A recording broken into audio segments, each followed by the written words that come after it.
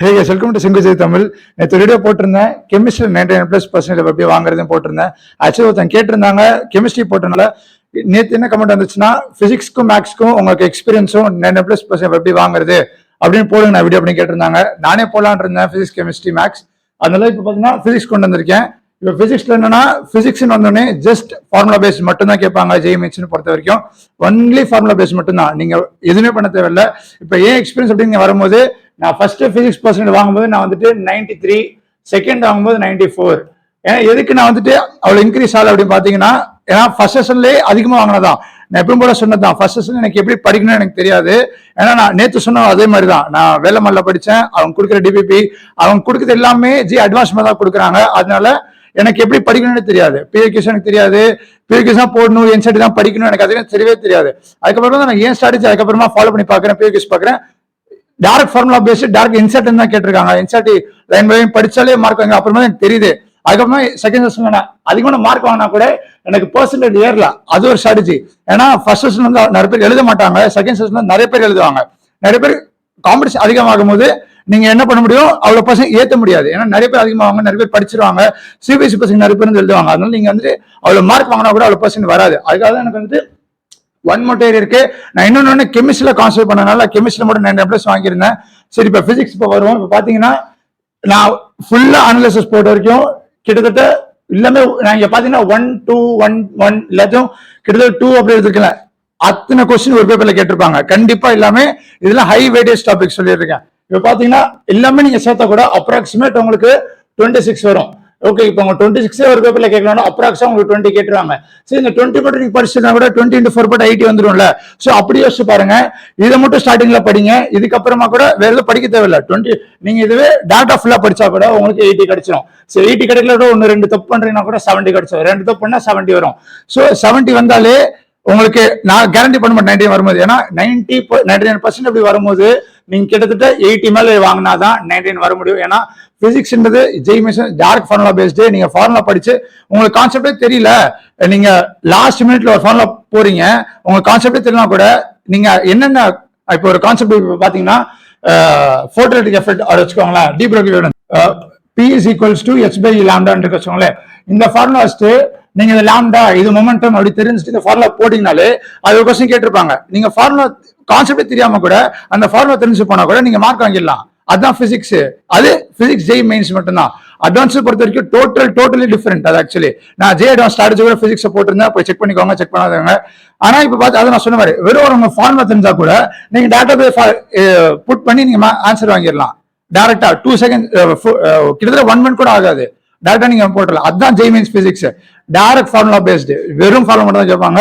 நீங்க எல்லாத்துக்கும் அதுல ஒரு ஃபார்முலா புக், ஒரு தனியா ஃபார்முலா புக் எடுத்து வச்சோங்க. பிசிக்ஸ் ஃபார்முலாவோட டேரக்டா நீங்க போட்டுக்கலாம், ஈஸியா மார்க் வாங்கிடலாம் பிசிக்ஸ் வந்த உடனே.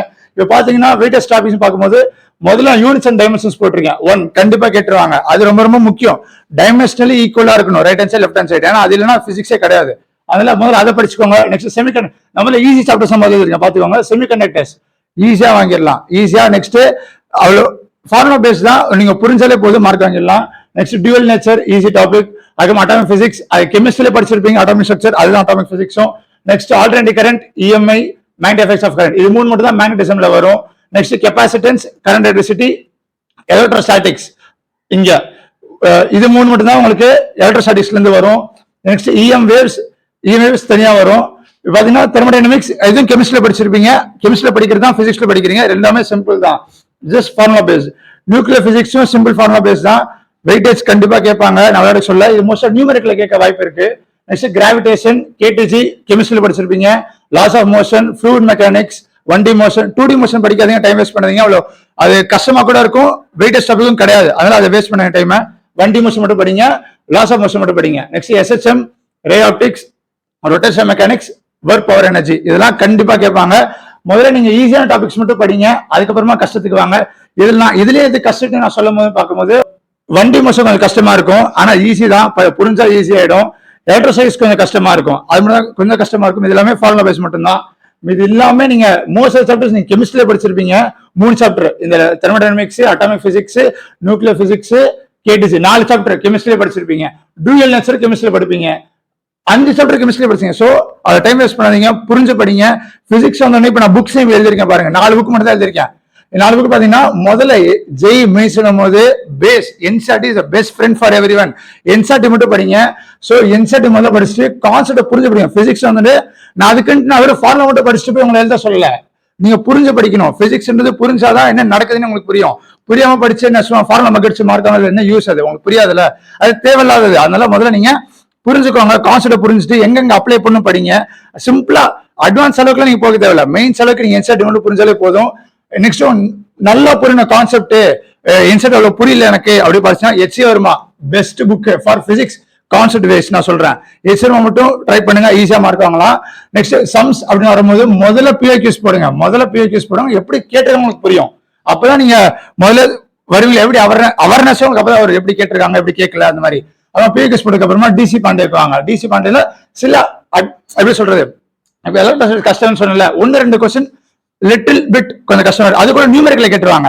எப்படி சொன்னேன், 20 MCQs 10 நியூமெரிக்கல், 10ல 5 வந்துட்டு உங்களுக்கு ஆப்ஷன் இருக்கும். நீங்க அந்த ஆப்ஷன்ல கூட நீங்க விட்டுறலாம். சோ புரிஞ்சுதா, அந்த மாதிரி ட்ரை பண்ணுங்க. அதுக்கப்புறம் பிஓக்யூஸ் போடுங்க, அதுக்கப்புறம் டிசி பாண்டிக்குவாங்க. என்சிஆர் சில சம்ஸ் இருக்கு, அதை கூட நீங்க படிக்கும் போது போட்டுடலாம். சிம்பிள், எல்லாமே சிம்பிள் ஃபார்முலா பேஸா இருக்கும். பிசிக்ஸ் இது கூட எழுதிருக்கேன் பாருங்க. முதல்ல கான்செப்ஷுவல் கிளாரிட்டி, கான்செப்ட்ஸ்னா கான்செப்ட் கிளாரிட்டி உங்களுக்கு தேவை. பிசிக்ஸ் வந்து கான்செப்ட் முதல்ல புரிஞ்சிருக்கணும். நீங்க கான்செப்ட் கிளியரா அண்டர்ஸ்டாண்ட் பண்ணாதான் எங்க எப்படி அப்ளை பண்ண முடியும் உங்களுக்கு தெரியணும். புரிஞ்சுதா. நெக்ஸ்ட் ஃபார்முலாவுக்கு ஒரு புக் எழுதி வச்சுக்கோங்க, ஒரு குட்டியோட புக்கு. நீங்க ரிவிஷன் பண்ணும்போது நீங்க திரும்பி அந்த கான்செப்ட் படிக்க தேவையில்லை. நீங்க அந்த ஃபார்முலா பார்த்தாலே இதான் அந்த கான்செப்ட் உங்களுக்கு புரிஞ்சிருக்கணும். ஏன்னா நீங்க கான்செப்ட் படிக்கும் போதே ஒரு குட்டி புக்கை தனியா எடுத்து வச்சுக்கோங்க. அதுல ஃபார்முலா புக் ஃபார்முலா மட்டும் எழுதி வச்சுக்கோங்க. நீங்க ரிவைஸ் பண்ணும்போது அந்த ஃபார்முலா ரிவைஸ் பண்ண மட்டும் நீங்க போதும், ஈஸியா பிசிக்ஸ்ல நீங்க இங்க லேண்ட் ஆயிடலாம். நான் விளையாட்டுக்கு சொல்ல ஈஸியா நீங்க லேண்ட் ஆயிடலாம். நெக்ஸ்ட் இப்ப டாபிக் வைஸ் ஸ்ட்ராட்டஜி.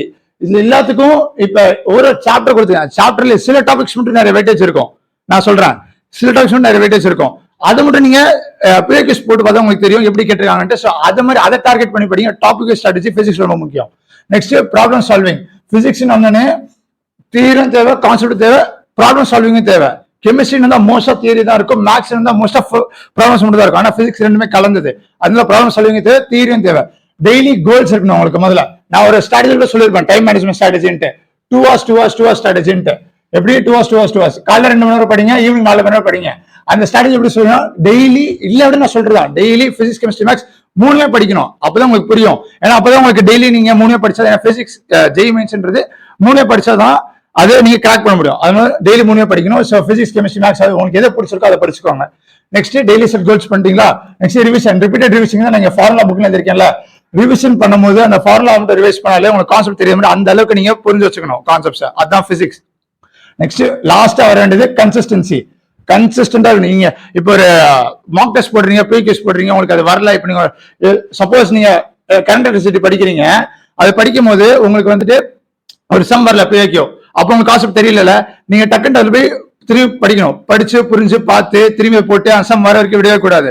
ஸோ அந்த கன்சிஸ்டன்ட் எப்பயுமே இருக்கும். இப்போ ஒரு வரலன்னா அப்படியே விட்டுலாம் போக கூடாது, திரும்பி பண்ணணும். இப்போ உங்களால முடியல, பிசிக்ஸ் படிக்க முடியல, 1 hour தான் படிக்க முடியுதுன்னா அந்த அதே கன்சிஸ்டன்சி அடுத்த வருஷம் அடுத்த நாள் 3 hours படிக்கணும். ஸோ காம்பன்சேட் பண்ண ஆரம்பிக்கணும். மோட்டிவேட்டடா இருங்க, கன்சிஸ்டன்டா இருங்க, ஈஸியா கிராக் பண்ணலாம். இதை மட்டும் முதல்ல படிங்க. இதெல்லாம் நான் வந்துட்டு எல்லா வருஷமும் அனலைசிஸ் கொண்டு வந்திருக்கேன். 2024 அனலைசிஸ் இருக்கு, லாஸ்ட் அனலைசிஸ். கண்டிப்பா நீங்க ரீச் ஆயிடலாம். எவ்வளவு டார்கெட் சொன்னா 80+. நம்ம டோட்டல் டார்கெட் என்ன 220+. 220+ல நீங்க வந்துட்டு நீங்க ஈச் டார்கெட் 80 போட்டா கூட 240 வருது. 240ல 2-3 தப்பானா கூட 220 வாங்கிடலாம். 220 மேல வாங்கினா டோட்டலா 99+% வாங்க முடியும். அதுக்கு நீங்க முதல்ல ஈச் சப்ஜெக்ட்ல 99 வாங்கினா வாங்க முடியும். சோ இதை மட்டும் ஃபாலோ பண்ணுங்க, ஈஸியா கிராக் பண்ணிடலாம். நிறைய பேர் கமெண்ட்ஸ்ல டவுட்ஸ் கேட்டிருந்தீங்க, எல்லாத்துக்குமே தனித்தனியா வீடியோ வந்துருக்கு, நான் பார்த்திருக்கேன். சோ வாட்ஸ்அப் குரூப் ஜாயின் பண்ணாங்க, ஈஸியா ஜாயின் பண்ணிக்கோங்க. ஏன்னா அதுல பிராக்டிஸ் பேப்பர்ஸ், பிஐக்யூஸ், கொஸ்டின் பேப்பர்ஸ் எல்லாமே சென்ட் பண்ணிட்டு இருக்கேன். So stay tune, all the best, பார்ப்போம்.